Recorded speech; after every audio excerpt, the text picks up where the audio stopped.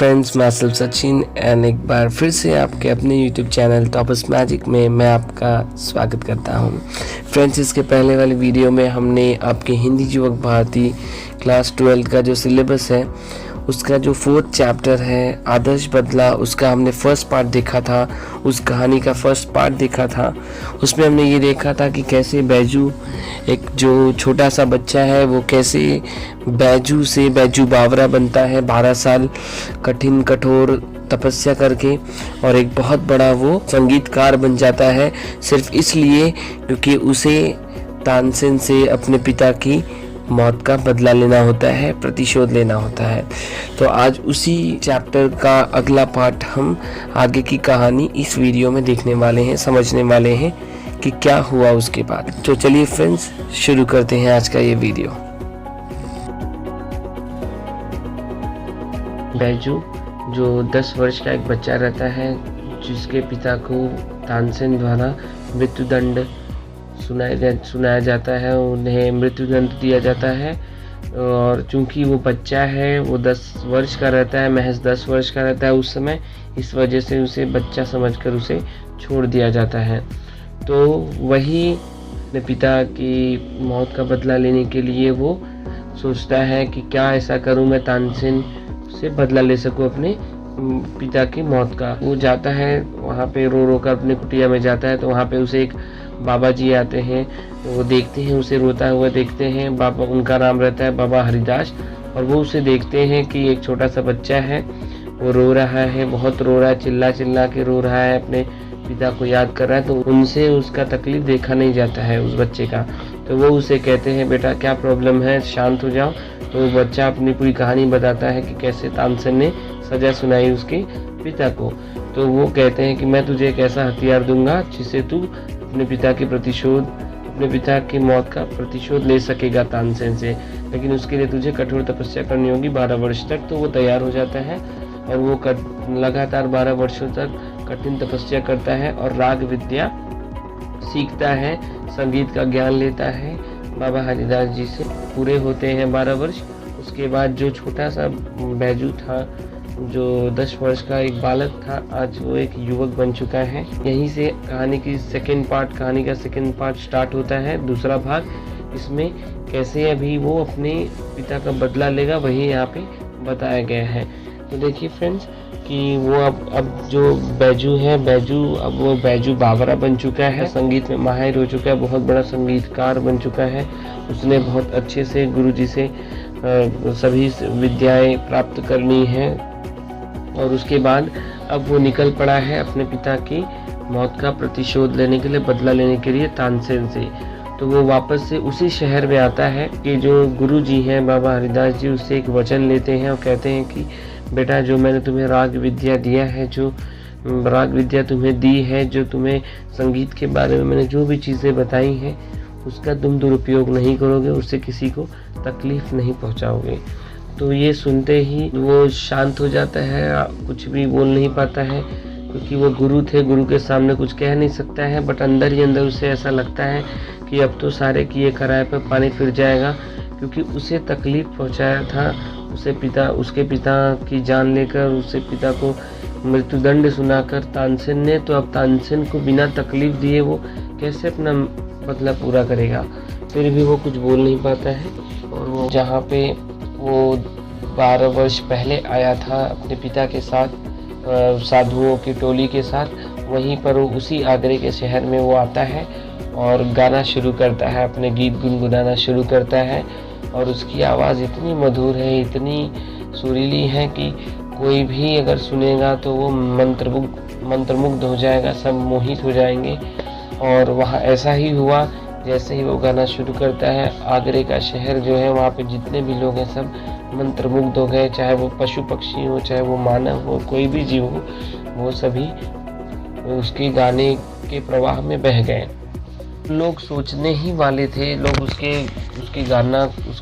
उसका जो गीत है वो सुन रहे थे, वो लोग सोच ही रहे थे कि अब ये व्यक्ति के ऊपर लगता है मृत्यु सवार है, ये व्यक्ति अभी यहाँ के नियम के बारे में नहीं जानता है कि तानसेन ने जो नियम लागू करवाया है वहाँ पर, उसे नहीं पता है कि जो तानसेन की बराबरी का नहीं होगा, अगर वो गाता हुआ पकड़ा गया वहाँ पर आगरे के शहर में तो उसे मृत्यु दंड दिया जाएगा।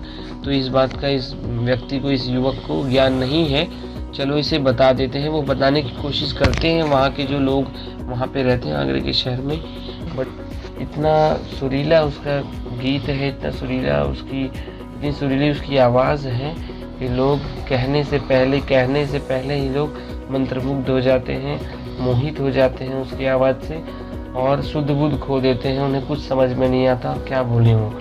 तो वो गाता चला जाता है, आगे बढ़ता चला जाता है। अब यहाँ पर ये जो बात है कि एक युवक आया है, एक युवक साधु आया है जो यहाँ पर आगरे के शहर में गाना गा रहा है। ये बात आग की तरह फैल गई पूरे आगरे के शहर में।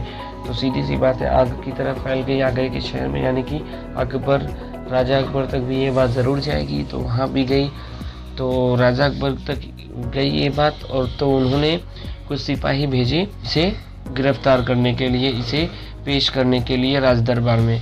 तो कुछ सिपाही आए भी, बट फिर वो जैसे ही हथकड़ी पहनाने जाते, इसकी आवाज़, इसकी मधुर आवाज़ सुनकर वो भी मंत्रमुग्ध हो जाते, मोहित हो जाते और वो कुछ नहीं कर पाते। फिर उसके बाद ये गाता चला गया, इसके पीछे पीछे लोग चले गए, आगे बढ़ता जा रहा है। इसके पीछे पीछे आगरे के शहर में जो लोग थे वो भी पीछे जा रहे हैं, साथ ही साथ जो सिपाही हैं राज दरबार के, अकबर के महल के, वो भी यहाँ से उसके पीछे पीछे चले जा रहे हैं।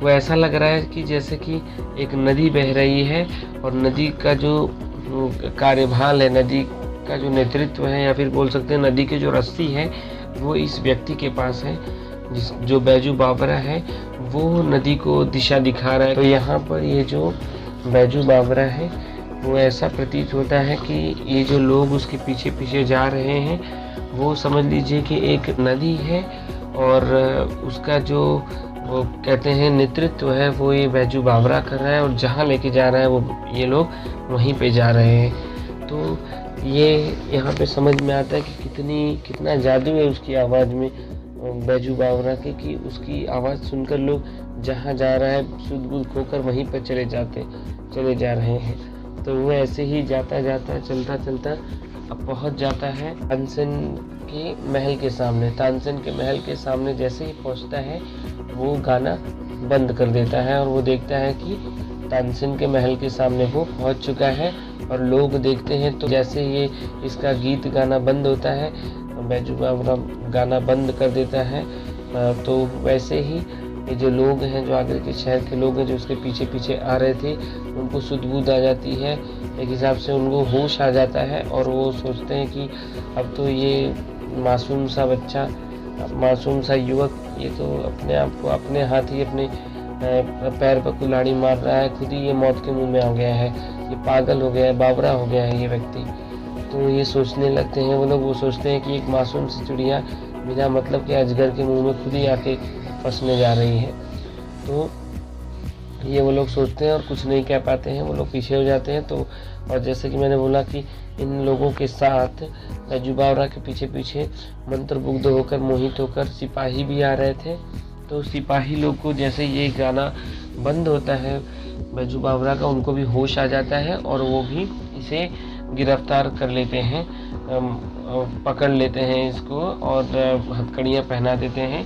तो वहाँ से आता है तानसेन, और तानसेन बोलता है, तानसेन उग्र रूप से एकदम गुस्से से बोलता है, तुम पागल हो गए हो, तुम्हारे सिर पर लगता है मौत सवार हो गया है, तुम्हारे सिर पर मौत सवार हो गया है, तुम मरने के लिए यहाँ पर आए हो, क्या तुम्हें यहाँ के नियम नहीं पता? तो बोलता है, जो बैजू बावरा है वो कहता है मुझे सब पता है, लेकिन तो मुझे सब पता है, ऐसा वो कहता है। तो तानसेन कहता है अगर तुम्हें सब पता है तो तुम्हें पता होगा कि मुझ में ज़रा भी दया नहीं है, ज़रा सी भी दया नहीं है, मैं किसी पे भी दया नहीं करता और यहाँ के नियम बहुत कड़क है। तो वो कहता है कठिन है बहुत, नियम बहुत कड़क है नियम, और तुम्हें फिर भुगतना होगा। तो वो बोलता है मैं तैयार हूँ, पर मैं आपसे एक बार राग विद्या पर चर्चा करना चाहता हूँ, मैं आपसे प्रतिस्पर्धा करना चाहता हूँ, मैं आपसे प्रतियोगिता करना चाहता हूँ राग विद्या के संदर्भ में, यानी कि मैं आपसे सिंगिंग कंपटीशन करना चाहता हूँ। यानी कि जो संगीत है, संगीत में मैं आपसे कंपटीशन करना चाहता हूँ, ऐसा बैजू बावरा कहता है तानसेन को। तो तानसेन तैयार हो जाता है और उसे ले जाया जाता है राज दरबार में, जहाँ अकबर के दरबार में ले जाया जाता है, राजा अकबर के दरबार में। और वहाँ पे ये बातें बताई जाती है कि ये ऐसा कह रहा है ये व्यक्ति, और ये गाना गा रहा था आगरे के शहर में। तो फिर वो सब बातें होती है, वहाँ पे सब चीज़ें बताई जाती हैं राजा अकबर को। तो राजा अकबर ये घोषणा करते हैं कि कल सुबह आगरे के शहर के बाहर एक वन है, वहीं पर तानसेन और इस बैजू बावरा के बीच प्रतिस्पर्धा होने वाली है राग विद्या के संदर्भ में, यानी कि सिंगिंग कंपटीशन होने वाला है। तो जो वहाँ के लोग थे वो बड़े खुश हो जाते हैं कि आज पहली बार ऐसा कोई व्यक्ति मिला, क्योंकि उन्होंने आवाज़ उसकी सुनी थी बैजू बावरा की, कितनी सुरीली आवाज़ है, तभी तो वो मंत्रमुग्ध होकर चले गए थे अपना सुध मुक्त होकर उसके पीछे।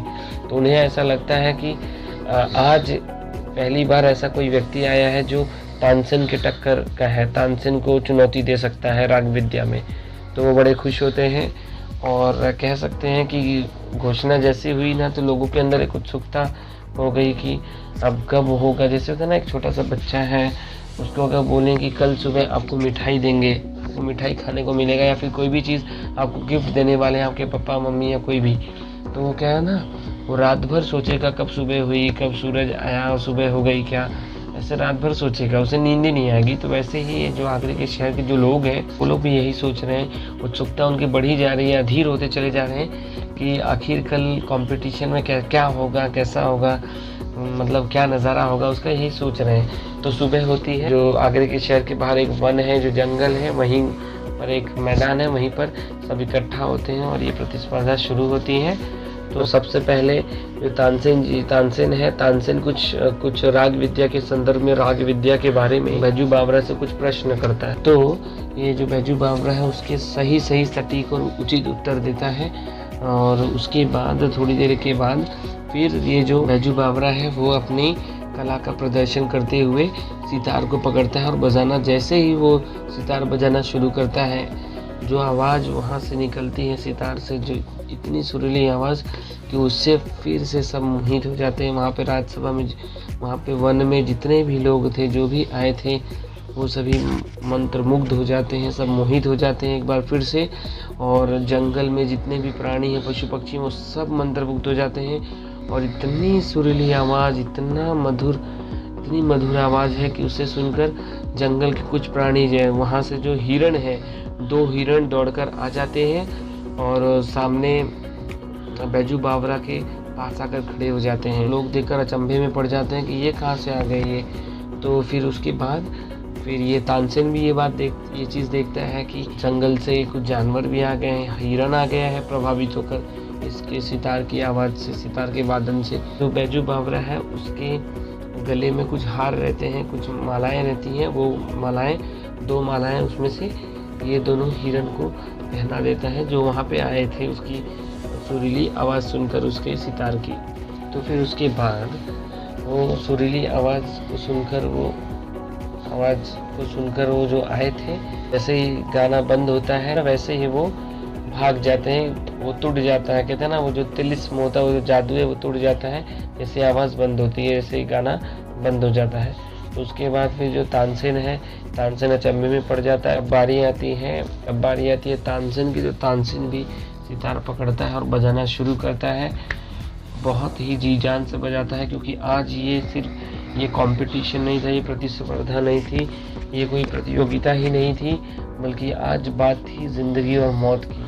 आज बात थी हार या जीत की, कि कौन जीतेगा, कौन हारेगा, कौन जीवित रहेगा, कौन मरेगा।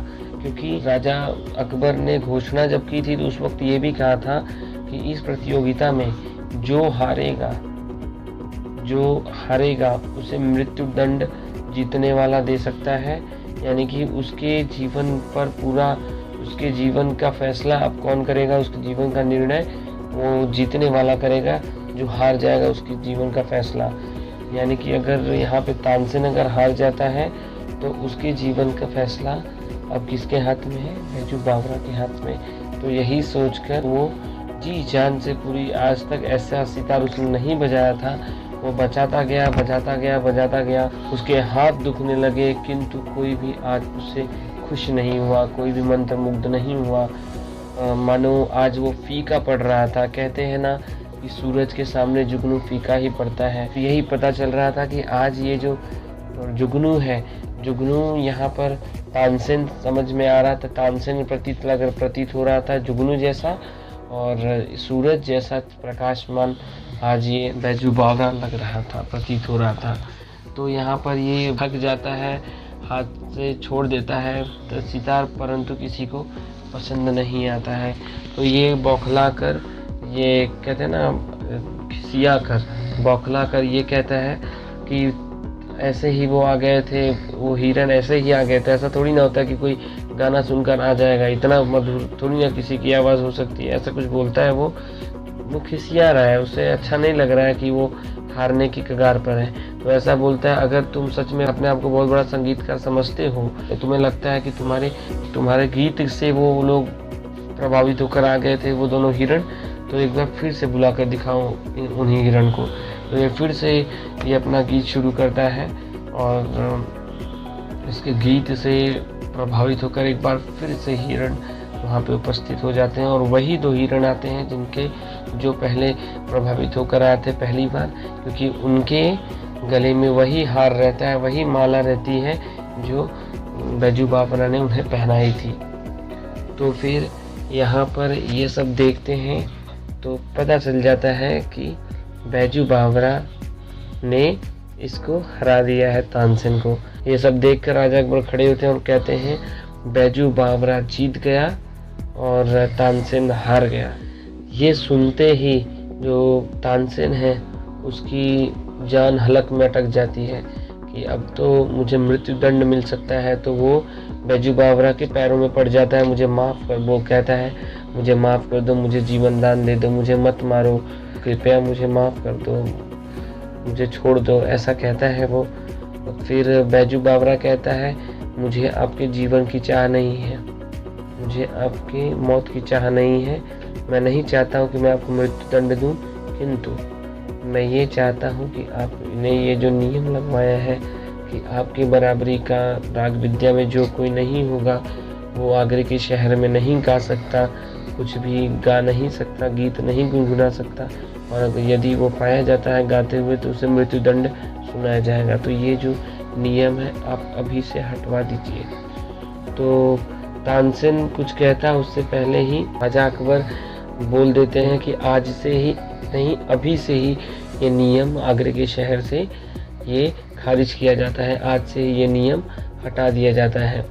तो इससे पता चलता है कि तानसेन कितना प्रिय था, कितना तानसेन और राजा अकबर के बीच कितना प्रेम था कि उसकी जान बचाने के लिए राजा अकबर ने नियम बिना कुछ सोचे तुरंत बदल दिया। इससे पता चलता है उनके बीच में अगाध प्रेम था, बहुत प्रेम था, वो दोनों एक दूसरे से बहुत प्रेम करते थे। वो जो बैजू बावरा है, जो उसने बोली शर्त वो मान ली गई। तो तानसेन फिर कहता है बैजू बावरा को कि आज तुमने मेरे ऊपर बहुत बड़ा एहसान किया मुझे जीवन दान देकर। तो ये जो बैजू बावरा है, बैजू बावरा कहता है कि तानसेन जी आपको याद नहीं होगा, आज के 12 वर्ष पहले आपने भी एक 10 वर्ष के बच्चे को जीवन दान दिया था, आज उसी बच्चे ने आपको जीवन दान दे दिया। तो फ्रेंड्स, ये वही बैजू है जो आज बैजू बावरा बनकर आया है, ये वही बैजू है जिसके पिता को तानसेन ने सिर्फ इस वजह से, उसके पिता को और कुछ साधुओं को इस वजह से दे दिया था मृत्युदंड की वो उसकी बराबरी का नहीं था राग विद्या में, और वो गाना गाते हुए पकड़े गए थे इस आगरे के शहर में। तो यही सबक देता है तानसेन को ये बैजू बावरा। और इस चैप्टर से, इस चैप्टर का नाम तो आदर्श बदला है, तो बदला से आप लोग समझते हो कि किसी को तकलीफ़ पहुंचाना, आपको किसी ने तकलीफ़ पहुंचाया तो आप भी उसे तकलीफ़ पहुंचाओगे तो तभी वो बदला पूरा होगा। बट फ्रेंड्स, ऐसा नहीं है, ऐसा बिल्कुल नहीं है। बदले का मतलब क्या होता है कि बदले का यहाँ पे बदला नहीं, बदला के साथ में एक शब्द और जुड़ा है, आदर्श बदला। आदर्श बदला वही होता है जो किसी को बिना कोई तकलीफ़ पहुँचाए, बिना कोई परेशानी दिए उसे उसकी भूल का अंदाज़ा दिला दे, उसे उसकी भूल का संज्ञान करा दे, उसे उसकी भूल समझ में आ जाए, उसे पश्चाताप करने पर विवश कर दे, तो ये कह सकते हैं कि यहाँ पर तानसेन को अपनी भूल का आभास हो जाता है। उसे ये समझ में आ जाता है कि उसने कितनी बड़ी गलती की थी भूतकाल में। तो इसका मतलब यही है कि किसी को अपनी गलती का आभास करा देना भी, ये भी एक बहुत बड़ा बदलाव साबित होता है। ये भी एक बहुत बड़ा बदलाव है और ये एक आदर्श बदलाव है। सो फ्रेंड्स, ये बहुत इंटरेस्टिंग स्टोरी है। आपको कैसी लगी? आशा करता हूँ आपको बहुत अच्छी लगी होगी। और ऐसे ही वीडियोस देखने के लिए हमारे चैनल टॉपर्स मैजिक को आप सब्सक्राइब कर सकते हैं अगर आपने अभी तक नहीं किया है फ्रेंड्स। और ऐसे ही आप देखते रहें हमारे वीडियोस को और अपने फ्रेंड्स के साथ शेयर करना ना भूलिए। और अभी तक आपने हमारे वीडियो को अगर लाइक नहीं किया है तो फ्रेंड्स अभी कर दीजिए, ताकि ऐसी इंटरेस्टिंग वीडियोस हम आप तक पहुंचाते रहें। Thank you for watching this video. Love you all.